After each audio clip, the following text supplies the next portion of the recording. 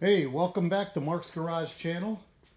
I'm going to do a new intro and thank everybody for watching my videos, supporting me, giving me good advice. I want to show you what I've done, how I got here today.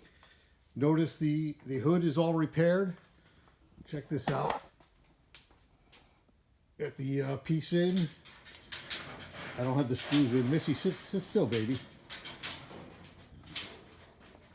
But I got the air vent working fine. Works fine. I'll show you the inside. Started putting the interior back together.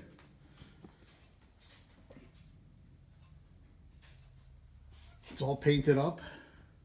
I think it looks good. So watch the rest of this video. You see how I got here. And again, like and subscribe. Appreciate you watching. All right, back at it again today. I think what I want to do is do something about that hole. And I don't want to do the complete right way to do it. I just want to temporarily put a sub patch in there, cover it with some filler, and get this thing painted and move on. Hey, happy Monday, everybody. Very productive weekend. But since it's such a nice day, get a good look at this Pimpernel Scarlet color in the sunlight. Definitely needs a second coat. I don't know if you can see it there, but I can. It's just not enough coating there. So my big question again from last week was, do I cover it cherry red Rust-Oleum for $5 a can, or spend some money, go down to Fair Auto Supply and get a new can of the correct color just to keep it right. Got one other thing to think about or consider. I'm going to show you that in a little while before I make that decision. But I want to show you the inside here. I don't know if I'm getting enough sun in here. But I want to look at the dash, and the entire interior is now painted in the bronze, anodized bronze color from Rust-Oleum. And I don't know if you can see it, it's too dark in here. Probably I could get a light or turn the truck sideways. You know what? I'm going to turn the truck sideways. Now that's a little better. You see over there, I've patched that hole with some body putty. I'm really too embarrassed to show you what was under there. But I cut open the hole, treated the rust underneath, welded in a sub patch, and just filled it with filler. It looks pretty good. I'm looking at it now. I probably could have done a better job. Spent another half a day on it. But then you look at what the factory did, and you're like, you know what?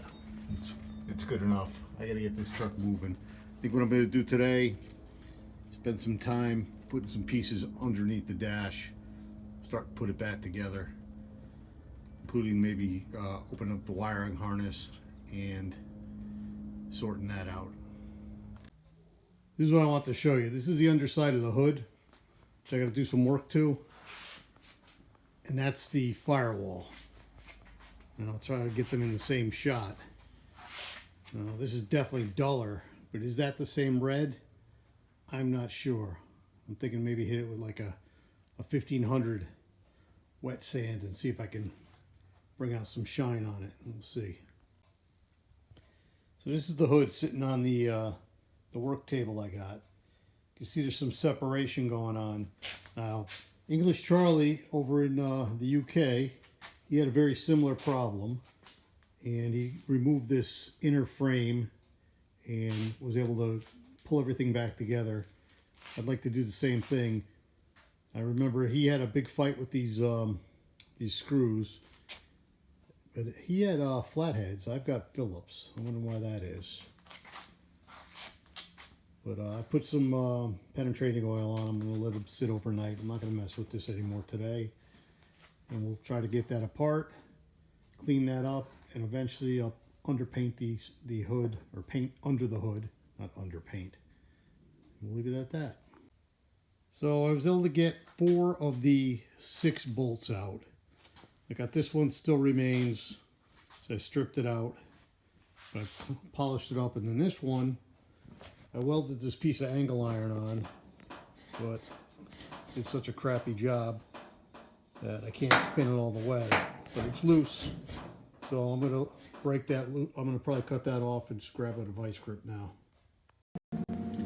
There it is, completely removed. All right, back at it today. It's Wednesday. Trying to get this hood straightened out. Had to take the day off yesterday. Mom had a little episode. Had to take a little trip to the hospital, but she's okay. Back home today. So, trying to close that gap. I'm getting real close. You can see it right there.